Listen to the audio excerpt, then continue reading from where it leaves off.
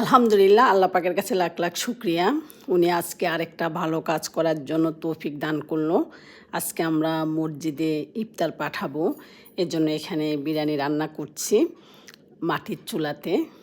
কারণ ইতালিতে সত্যি অনেক মিস করি এই ভালো কাজগুলাকে।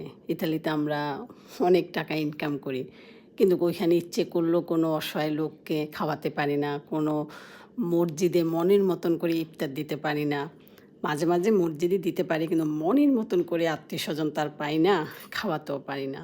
যাই হোক, আল্লাহ পাকের কাছে শুক্রিয়া, এবছর ঈদ করছি, যখন যেটা ইচ্ছে হচ্ছে দিচ্ছি। যেমন গতকালকে প্রায় 25টা পরিবারের মধ্যে গরুর গোশত বিতরণ করলাম। আজকে ইফতার পাঠাচ্ছি মসজিদে, আরও আছে, সব তো আর আপনাদের সাথে শেয়ার করি না। আপনারাও চেষ্টা করবেন ভালো কাজগুলো করার জন্য, তাহলে মনটা ভালো থাকে।